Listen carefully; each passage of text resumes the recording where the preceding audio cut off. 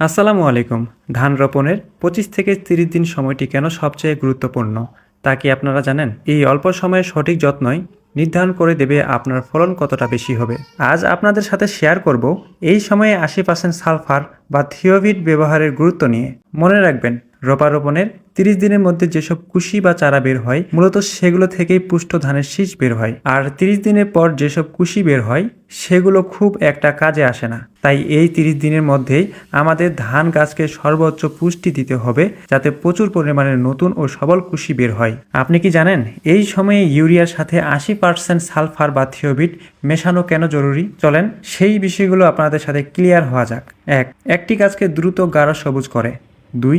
এটি শিকড় মজবুত করে এবং নতুন কুশি গজানো সাহায্য করে। ৩.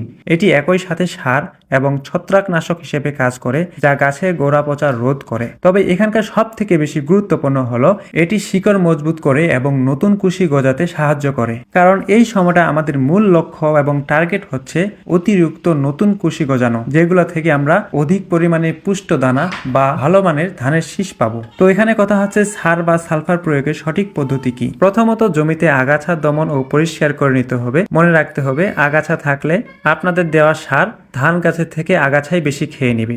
তার জন্য মূলত এখন আমি আমার ক্ষেতের আগাছাগুলো দমন করে ফেলতেছি বা উপড়ে ফেলতেছি। দ্বিতীয়ত জমিতে পরিমাণ মতো পানি দিতে হবে। তার জন্য আমি এখন আমার জমিতে পরিমাণ মতো পানি দিচ্ছি। তৃতীয়ত পানি দেওয়ার পর কিছুক্ষণ অপেক্ষা করতে হবে। পানি যখন স্থির হয়ে যাবে তখন সার ও থিওভিট মিশিয়ে জমিতে সমানভাবে ছিটিয়ে দিতে হবে। আর এখন আমি তাই করতেছি। তো আশা করা যায় যে সঠিক সময়ে সঠিক নিয়মে সার বা ৮০% সালফার প্রয়োগের ফলাফল আমি খুব ভালো পাবো। আর আজকে আমার এই কাজগুলো কমপ্লিট হয়ে গেল। ইনশাল্লাহ ৭ দিন পরে আবার ভিডিও করে আপনাদেরকে দেখাবো এর ফলাফল কতটুকু ভালো হয়েছে বা নতুন কুশি হয়েছে কিনা।